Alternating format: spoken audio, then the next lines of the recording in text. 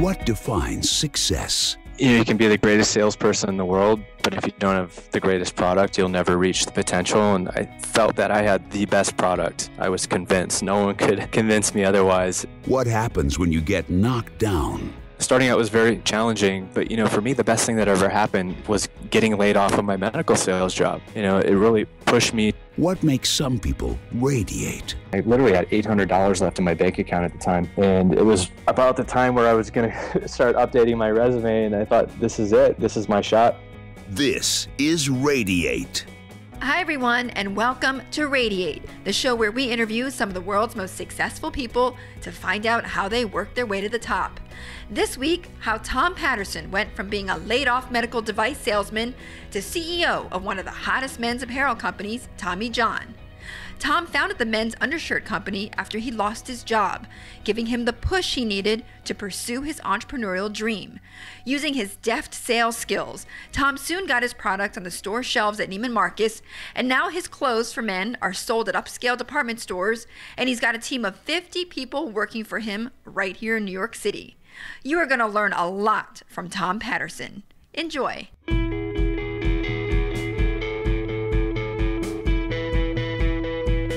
So Tom, thank you so much for joining us on Radiate. Thanks for having me. It's funny, I've just started to notice that more and more people are talking to me about your product. I've got more and more friends who are raving about your undergarments.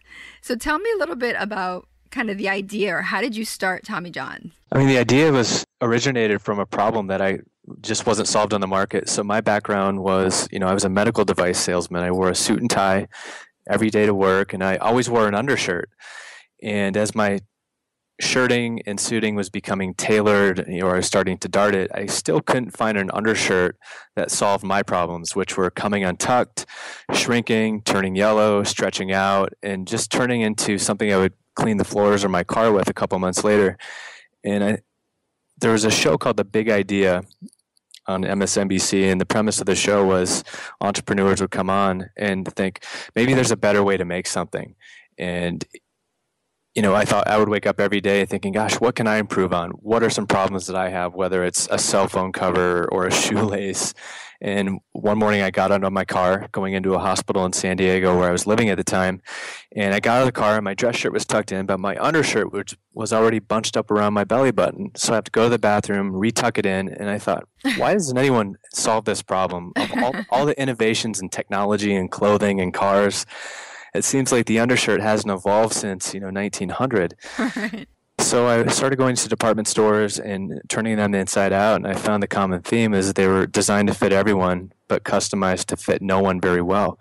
And as a result, I went up to the garment district in downtown Los Angeles with my girlfriend at the time, now my wife, bought some fabric, took it to a tailor at a dry cleaner's 2 blocks from where I lived with a sketch that I drew with my second grade art skills, and said, I would like you to make a shirt designed like this. It's longer, it's more fitted, it has a V-shaped design. And I just wanted to see if the idea worked. I figured it's $100, it's dinner for two, I have nothing to lose. And the concept worked. The next step, I made 15 more shirts. I sent them out to friends of mine, and these are the type of friends that would say, Tom, this is an incredible idea, or Tom, this is a really bad idea, or is there something else going on in your life? So I knew I'd get honest, credible feedback. And a week later, almost all of them called back and said, Tom, if you ever make more of these, I will buy them from you. So I went back up to the garment district in downtown Los Angeles and literally knocked on 10 different fabric suppliers' stores, walked in, said, hey, do you know where I can make some T-shirts? And I had no experience in the fashion industry. I had no connections. I really didn't know where to start. And I think the last guy I went into, he felt sorry for me and called a guy and said, hey, I have this young man. Can you help him make some T-shirts? So I went down to Chinatown in downtown LA, found, a cash-only production facility. Right. And he helped me walk me through how to make patterns and markers and grading, and came back a week later, picked up the shirts, started selling them to friends, built a 2-page PayPal checkout website in April 2008, and started selling them online. And the next 6 months, I would sell them into independent men's specialty stores. to really understand what and get the gauge of what people's interest would be. And in the fall of 2008, when the financial crisis and the housing crisis began, I was laid off my medical sales job. The company I was working for did not get an FDA approval, and I read this article that so hang on one second, Tom, because you're going through a lot of things that have a culmination of things that have happened, and I think about, and as I'm listening to him, thinking this all sounds so easy, but I'm sure it was really, really hard. Yeah, it was hard from the standpoint that I was trying to sell a concept that no one really knew, and it was from a brand, Tommy John, that they had never heard of. Right. But my advantage, my skill set was strategic selling, and I was trained on how to get to decision makers and how to communicate product knowledge about a technical product. So instead of selling a medical device supported by clinical studies, I was now selling an undershirt supported by my problems and my perspective on the men's market. And right. the first two stores I walked into wouldn't even carry it. So the third store I went into, I said, put it on consignment. I'll come back a week later and you can pay me for what your customers buy. And that's how we started. I had to put it on shelves for free. And to prove that the concept worked, there was no risk to the men's store or the retailer. And that was really helpful for me because I understood how the wholesale retail selling process worked. It was somewhat slightly different than the medical device selling process. But sales cold. I mean, that's what you do, right? Yeah, for me, I mean, telling is selling. I'm not a aggressive hard seller. I think, if you have a great product, it makes it a lot easier. And I really believed in the product at the end of the day, regardless of what the first two guys, their feedback was. And you also have to take for granted that San Diego is probably not the best market for men's undershirts at the end of the day. I mean, it's great for flip-flops and board shorts and casual apparel. And that's ultimately why we gravitated to New York City a few years later. Right. But yes, starting out was very, very challenging. But, for me, the best thing that ever happened was getting laid off of my medical sales job. Yes. It really pushed me to have this thought where I don't want to be a coulda, woulda, shoulda guy. I don't want to think 20 years from now, what if I would have pursued that idea? I could have. I wasn't married. I didn't have kids. I didn't own a home. And the realization I came to is the worst thing that happens is I lose my 401k. I lose all my savings. I can still go back and get a medical sales job. I was good at it. I liked it. I didn't love it. And I just didn't want to have this life of regrets. And that reading an article around that time said that there's no better time to start a company than during a recession, which we were starting to enter into in the fall of 2008. Which article was it? Do you remember? I can probably find it. I want to say it was an Alan Greenspan article. Wow. Had something tied to economics. It might have been Bloomberg. But basically the statistics said that there's no better time to start a business than at the bottom of the economy. Yeah, because no one's willing to take risks. Everyone's playing it safe. So, when everyone's in a, zigging one way, if you zag the other way, there'll probably be less competition. And I really felt we had a differentiated product that ultimately retail buyers would want during a time like that, because there's a better story to tell. And our products solved a problem that every guy ultimately has who wore undershirts. So I looked at it as more opportunistic and an advantage. So, and I think, in hindsight, starting a company during that time, it really forced you to watch every dollar you spent. And I think a lot of companies that were overspending really have a hard time getting through those tough times because their overhead's really high, their expenses are really high. So we've only grown since Right. 2008. So I think there's a lot to be said for starting a company, at what a lot of people would say the worst time or the bottom of the market. Describe to me, though, that moment, because that must have been a big life-changing moment when you got laid off. I mean, as you say, you were thinking, you don't want to be the coulda, woulda, shoulda guy.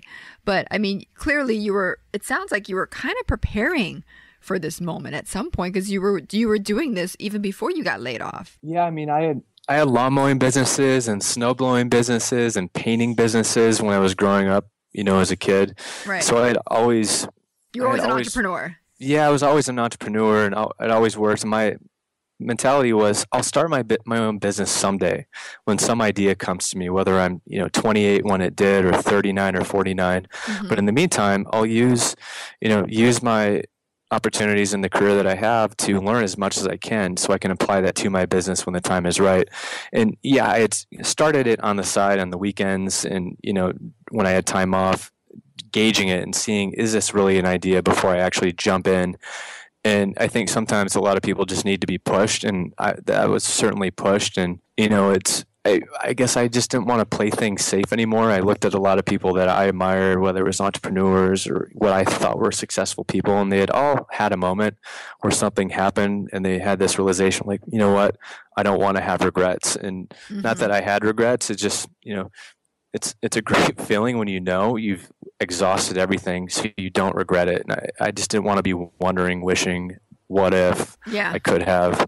And that was the moment when it happened. And I happened to read that article shortly after, and I just stopped updating my resume and said, I'm going to do this full time and as long as I can for 5 or 6 months. And what ended up happening is I ended up getting a meeting with the Neiman Marcus buyer in Dallas, and flew out to Dallas, and I literally had $800 left in my bank account at the time.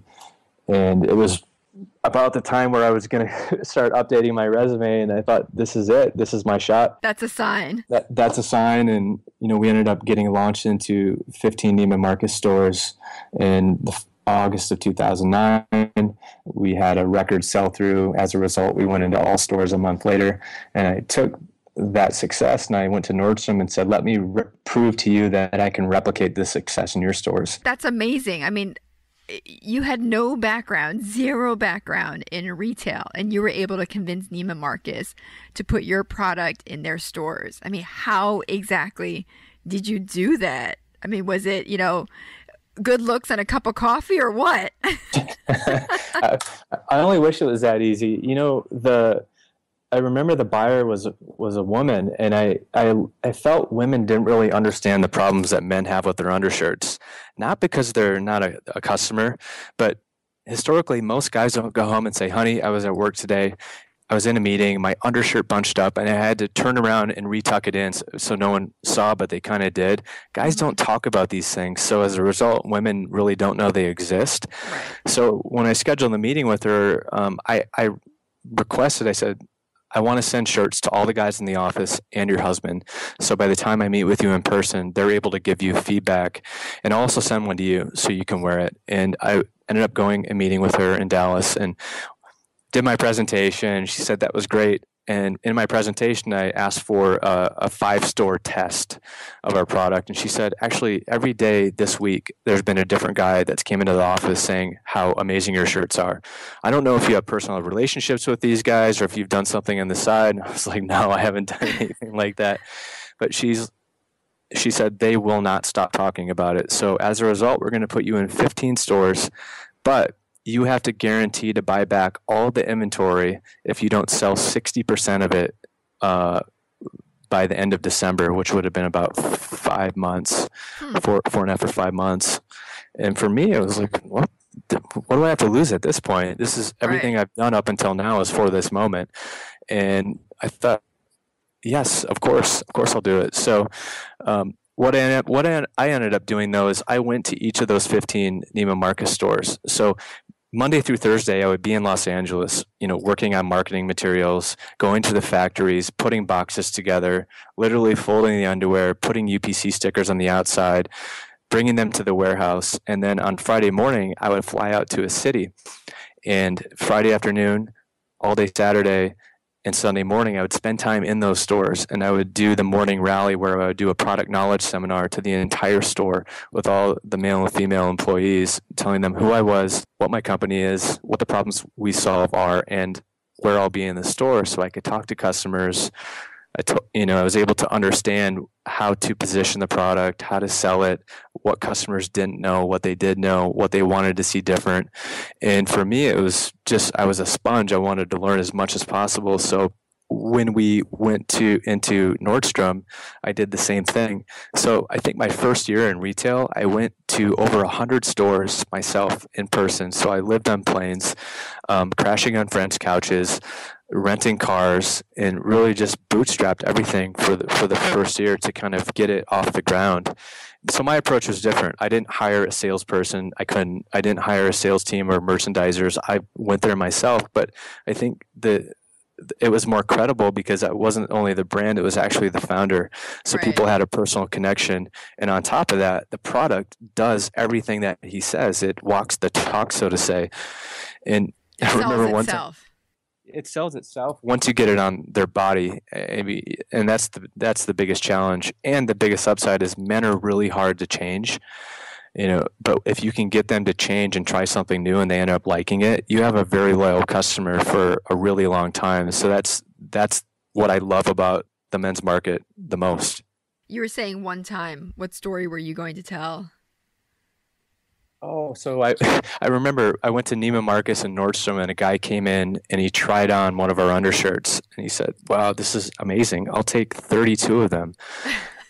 And it was, a $1,600 sale, and I think he literally wiped out all of the inventory for the entire weekend in that store in North Park. And I remember looking at the manager, and his mouth dropped, and he was like, he couldn't even believe it. So, but that was a really defining moment. That must have been a great moment. It took him 2 minutes to talk about the product, what it does, and it resulted in a great customer experience, a great sales day for the store. And that's really when I kind of looked at things differently and thought, wow, I think this is going to be a much bigger opportunity. But the key is just to get guys to try on the product. So clearly you're really good at sales. I mean, clearly, that is your background, and and clearly also you have had this entrepreneurial itch that you've wanted to scratch. So part of what we want to do on the show is we want to teach people things as well, and like, how do they learn from your experience? So I'm curious on the sales side. I mean, Tom, what would you say are some of the secrets that you've employed, or like, how do you sell well? What is it that you do that that allows you to sell products at a greater rate than other people? Well, I think you can be the greatest salesperson in the world, but if you don't have the greatest product, you'll never reach the potential. And I felt that I had the best product. I was convinced. No one could convince me otherwise. And, Right. and it had been confirmed by a lot of experts in the retail industry. So you knew the product was great. yeah, I would go into stores and literally I would pitch differently for the first month when I talked to customers, to the point where I said, "Hey, do you wear undershirts?" "Yeah, I wear them every day." Say, "Hey, this is a new product. The company's Tommy John. I can tell you about it until I'm blue in the face because I'm the founder of the company. But I'll tell you what, the best proof the proof is in the pudding. So try this on with the dress shirts and ties and dress pants you're going to go try on in the changing room." And what we ended up doing is tracking 4 out of 5 guys who would try on one of our undershirts in a store would leave the store with one or more. So for me, I would ask more questions to get them thinking about the problem that they have. "Yeah, I wear undershirts. Do they ever bunch up or come untucked or shrink or turn yellow?" "Yeah, actually they do. It drives me crazy." "What do you do?" "I fold them over, I tuck them into my underwear," which is probably not the best visual. "I buy a size bigger, but they're longer, and then they're baggier. I met a guy at a wedding, he cuts them off at the belly button so they don't ride up anymore, but they absorb perspiration." So It's just interesting visuals I'm getting. So guys have literally turned into MacGyver to try to, jimmy rig, so to say, their undershirts to make them work in a way that, made their life better. So I would really focus on the problem and then tell them about the solution, and we solve this problem you no longer have to deal with. And I think for guys to talk about clothing is very unusual, let alone underwear and undershirts. But when they Right. find a product that solves a problem that they've had and maybe given up on or just kind of dealt with, it's turned into like a life-changing moment for a lot of guys, where they end up, telling people like you about an undershirt or a pair of Right. underwear. And it's just a really taboo category to talk about in general, where guys talking about underwear to other guys, let alone women, in front of kids and places like that. Right. It's turned into a really funny icebreaker conversation from friends and customers that we hear all the time. Now you mentioned, so you bootstrapped this company yourself. I mean, what did you have to put in? Like, how much did it take to start the company? And were you profitable right from the beginning? I mean, tell me a little bit about that. I mean, starting out, it was really my personal savings. I remember I built a website for $3,000 from a friend of mine. I did the modeling myself on a roof in San Diego near the beach, who a photographer friend of mine did. And we used those images for packaging, and we created a box packaging program. So all in all, I think the startup expenses just to build the inventory, the website, the photography was around $5,000. And then I had the inventory, which is a different liability of around, I don't remember exactly, probably $3,000 to $4,000. And I would start selling it. Literally, it was in my garage. And I didn't carry a lot of inventory. I didn't want to have a lot of inventory liability. But when I left my medical sales job, that's when I started focusing. We started making underwear, and we started making additional fabrications. And then when I got picked up by Neiman Marcus, that was around, I want to say, a $15,000 or $20,000 order for us. Wow. Which I had to fund, and ended up funding it through my 401k, my savings. Wow. And I put a lot of other expenses using my friends at American Express, Visa, and MasterCard in the meantime. And what ended up happening when we got launched into Neiman Marcus, the buyer said, are you on EDI or Factor? And I said, I don't think so. I don't know what those mean. And a factor is basically a credit facility who will finance a purchase order and take a percentage of that purchase order value, and they'll pay you for it right up front. So you can use that cash to operate your business. And then when the retailer pays you 45 days later, you pay back that loan with the additional interest. So it's a way to finance purchase orders for retail opportunities, but still have cash to operate within. So I figured out what a factor was. Started working with a factoring facility, and then EDI it's an electronic data interchange system where department stores send purchase orders electronically to a vendor like Tommy John. So a lot of this stuff, I didn't know what the words were. I didn't know what the names meant. And I thank God for the internet. We were able to figure it out. You just kind of figure it out along the way. And was it just you in the beginning? Who joined you on this, Tom? Yeah, so the first year, for the most part, was myself. My wife helped me, from inventory, helping fold shirts, lint rolling my dog's hair off of them before I would put them in a Ziploc bag to ship out the next day. And, she was kind of sitting, watching, and she was in software sales at the time. And right after I got launched into Neiman Marcus, she was laid off of her software sales job. So I created an internship position at Tommy John, and I printed it out and I posted it on the mirror in the bathroom.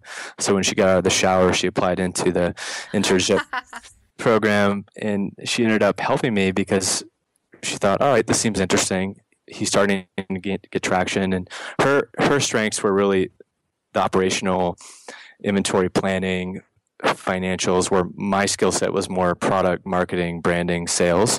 So it really complemented areas where I was going to need help moving forward.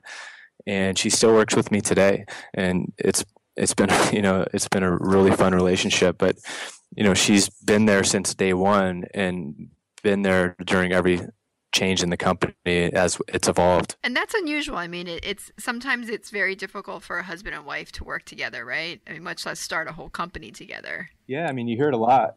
I grew up in a family where my grandma and grandpa worked together. My parents worked together. So I had always been around it. I had never planned for it by any means. But I think you hear that it works more often when there's opposite skill sets and there's not as much overlap. And I think that's one of the reasons why it's worked really well for us. But aside from your wife, at what point did you make your first hire? So our first hire was when we moved to New York. So the company started in 2008. I started doing it full time in 2009. We moved to New York City in October of 2010. And at the end, I want to say halfway through the middle of 2011, we actually ended up hiring the assistant buyer from Neiman Marcus, who was going to be moving to New York because her husband got a job here. And I had heard that. Is this the same buyer who gave you the chance? It was the assistant buyer to that buyer.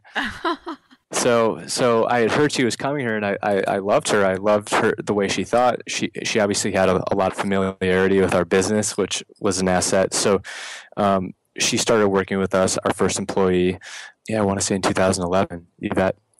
But, the funny thing is, Betty, is, we were in all these great retailers like Nordstrom and Neiman Marcus, and, everyone thinks like, wow, you guys must be doing incredibly well. How many people do you have working for the company? No one really knew unless they asked. I would tell them that world headquarters was 5 feet from our bed on 21st and 6th in our one bedroom, 500 square foot apartment with our 110 pound Bernese Mountain Dog. Marketing, sales, inventory. And we had like a $1.5 million business, but it was self-funded.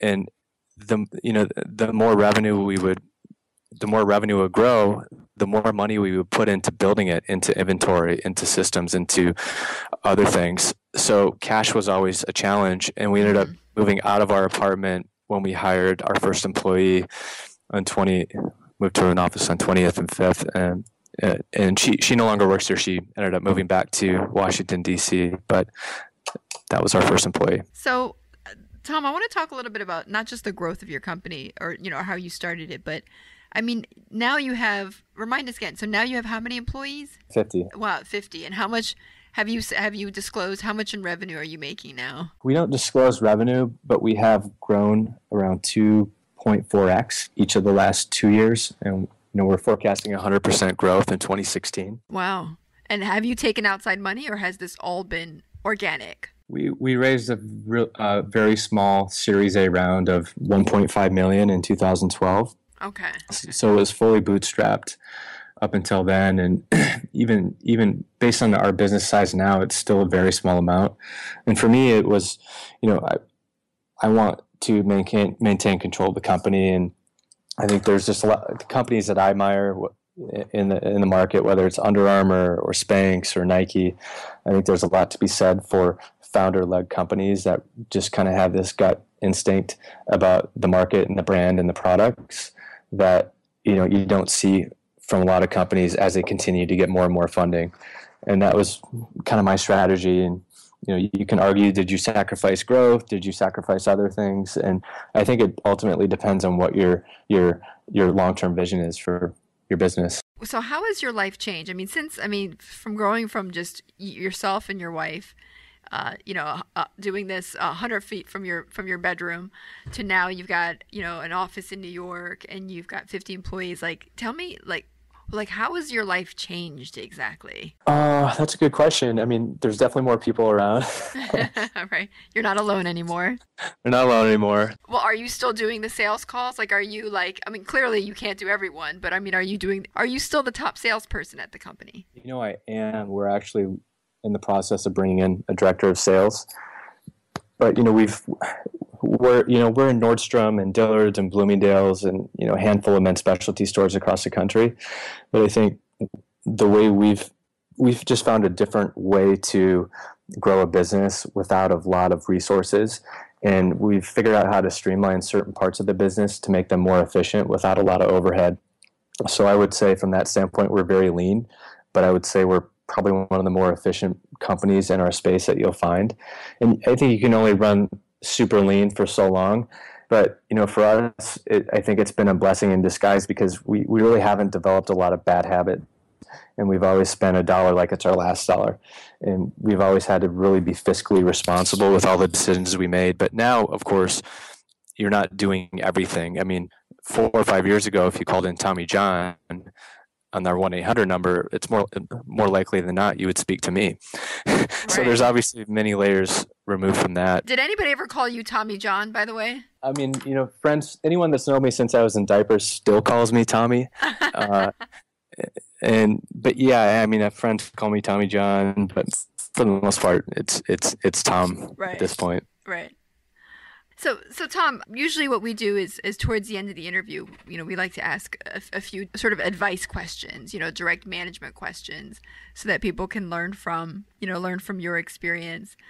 For instance, one example would be, how do you find talent? Like you've grown, you've had to grow so quickly that I'm sure there were points in your company's history that you just had to hire somebody like yesterday. So how do you find good talent? That's a great question. I mean, New York's a really competitive market. LinkedIn is a great tool. Many people who are employed at the company today were based off of personal messages that I sent to them saying, hey, I'm sure you've never thought about working for a men's underwear brand, but I'd love to take you out for a cup of coffee. Worst case scenario, you learn something new about a product or a brand that you never thought you would. And I found that to be a really successful message to at least get a face-to-face meeting with a lot of people. And, as I've been around in New York for 5 years now, you start to meet different people through different connections in the fashion industry, in the tech industry. So really just referrals, word of mouth, going to events, LinkedIn. We've used recruiters for, certain hires, but just lots of meetings. But I think one of the advantages that we've had is there's hardly any roles at the company still today that me or my wife have not done in some way, shape, or form, from customer service to inventory planning to sales to marketing to operations. And I think that you can't really measure the value of that. And because you know your business so well, to a certain point the type of talent you need to look for and the questions to ask. And a lot of it comes down to maybe intuition. And I'm also big on checking on references. And I ask a lot of questions and really be sure. But a year and a half ago, we ended up hiring a head of people who now does all of our screening, our recruiting, and now we have shifted the way we hire. Is you can be the most talented engineer in New York City or the most talented marketer in New York City, but if you don't fit the culture that we're trying to develop at Tommy John, it won't work. And I think culture is becoming more important every day for us, and kind of what we mean to employees and their balance of work and life. And I think when I looked at companies, you always hear about people, what they don't like about companies. And the company we're trying to create is, I want people to like it here. I want them to like the people that they sit next to or the people that they're eating lunch with. And, you should never dread Mondays. You should be excited days coming into work. And I think we're really proud of the people and the culture that we've developed. And, we were rated Crane's top 100 companies to work for in 2015. So, exciting things like that have happened. But I think a lot of it's just because we're building a company around people and things that my wife and I stand for at the end of the day. No, I think that is so important. I think culture is so important. On the flip side, of hiring, I mean, have you had to cut people, fire people as well who are not performing at your company? And if you have, how have you done it? What's the best way to do that? Yeah, I mean, of course, I think it just comes through experience. You're never going to have 100% success rate. And I remember I was so nervous to have to let go our first person. I talked to, some of my mentors and advisors, and, there's a process that you need to follow. And it was really tough. But I think what I realized is when you sat down and met with that person, they knew that they weren't performing. It's almost like they had been waiting, and they kind of knew things right, and they, it wasn't working out for either one of you. And, when I told them how the conversation went, they said, congratulations. Now you know how hard it is. And now you know what to hire for to make sure you minimize that as much as possible. And I think that's when I had the realization that culture is so critical, and you need to look for other things other than what's on a resume. One thing I always look for is grit. Did you work when you went to school? Were you involved in sports? Were you involved in activities? Which means you typically work with teams very well. So there's things that I kind of hire for, and we interview for as part of the recruiting process, that has allowed us to screen out a lot of potential situations that wouldn't work out for us. And I think so we take our time hiring and finding the right people. But I think recruiting is just a never-ending process. I'm starting to meet with people now that I think will be great for us 1 or 2 years from now. So I have a relationship developed. They know about the company. I can keep them updated. And I think that's the art of scaling and growing, is kind of identifying your needs, but also planning ahead so you're not stuck with, I need to hire that person yesterday. I always hear that all the time, that, that hiring somebody, hiring can be one of the most important decisions, and can also become one of the biggest mistakes people make when they start companies, right? Is not getting that right person in. And it can be very costly. So, it's a subject that's of huge interest to the people that listen to this show. Is there, you and I, Tom, talked about time management.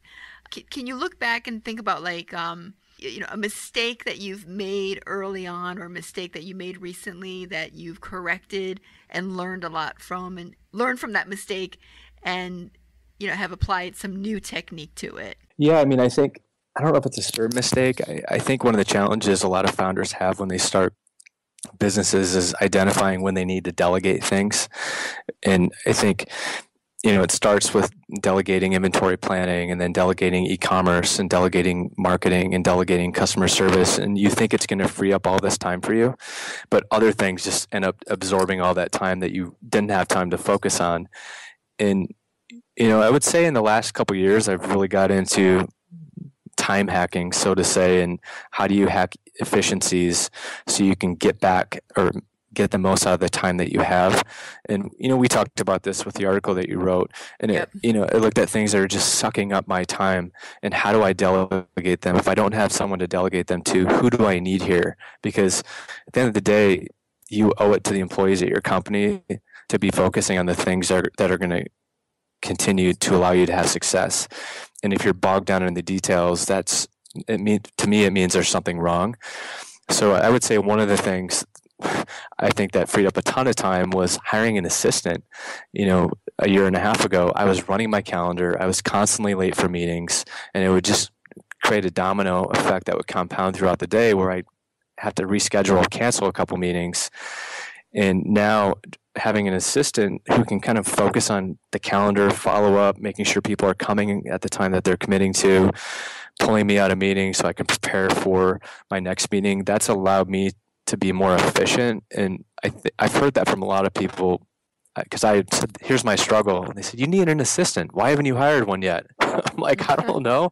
This is my first company. What does an assistant do exactly? It's incredible you've been doing it without one. Yeah, but I think, whether it's naive or just not knowing, I think I've never been scared to ask questions, and I've never thought, I know nothing as far as fashion's concerned, and I think you can learn so much when you have an open mind to everything. And I think that's just one thing I've learned, is there's no exact handbook for what I'm doing and the business that we're building. There is, to a certain extent, for businesses that have been in the fashion industry, but the way our business is being built is unique and different from a lot of different aspects. But internal processes, from the way meetings are ran, how you manage your people, I think that is consistent across many companies. But each company has their own kind of customization to it, so to say. And I think it's evolving too, with the type, whether you call it the millennials or just technology, it's changing the way everything works. Was there anything else that you wanted to get across at all, in terms of the biggest advice questions you get asked now that you're on your way to success? They always ask the question that you ask, was there a defining moment or a reason you just decided to take the plunge and do this? And I think it comes down to just not having regrets and not letting people talk you out of ideas. I think everyone has a great idea at some point in their life, and whether they're not confident enough or people talk them out of it, there can be a ton of excuses, right? I mean, the couch and watching TV is a big excuse not to do something. It's much easier to do that than to start a company. Yeah, I mean, look, people move to the United States from all over the world. There's no better country to start a company, in my opinion, than here. Yeah. And, you can sit around and complain about it, or create all these excuses and reasons why you can't. But at the end of the day, I think there's no better time to start a company than today because of the internet. Anyone can create a product and start selling it online. Where in the past, before that, it was a lot more challenging and complex. You'd have to go to Dallas and speak to retailers and department stores, like I did. So I think that's just one of the really exciting things. And I think there's never been a more exciting time than today to be an entrepreneur, regardless of all the noise and things you hear about the economy. The hardest part is just getting started. But even listening to your story, I mean, you were able to start this company with what sounds like less than $10,000. I mean, that's incredible. right? I mean, 20, 30 years ago, it might have been $50,000 or more. Yeah, fortunately I had a friend that really knew how to maximize credit cards and credit limits also, and I had that already set up at the time too. But yeah, I mean, there's a certain element of risk, and for me, it comes down to just not having regrets and finding something you like. And I think the last thing I ever thought I would be doing is living in New York City selling men's underwear. I grew up in a small town in South Dakota, so it's very opposite from kind of what I was supposed to do or be. But I think everyone finds something. You don't find what you ultimately love unless you try and keep trying different things. And, that's ultimately how I ended up here. And I think a lot of people just kind of get stuck in a certain state of mind in a company, and they like it, but they don't love what they do. And I would just hear that, and I think, gosh, you have a choice. You don't have to do that. And I think that's what a lot of people need to hear, and that's what I would want the listeners to hear at the end of the day too. Next week on Radiate, he's the ultimate value investor. Mario Gabelli has survived a rough and tumble life growing up in the Bronx and on Wall Street. What Gabelli learned in the School of Hard Knocks, and why he has little sympathy for touchy-feely philosophies in the workplace. Thanks for joining us. I'm Betty Lou. If you liked what you heard, please review us and subscribe to us on iTunes. Also, follow me on Twitter at Radiate Inc. and like us on Facebook. See you next week on Radiate.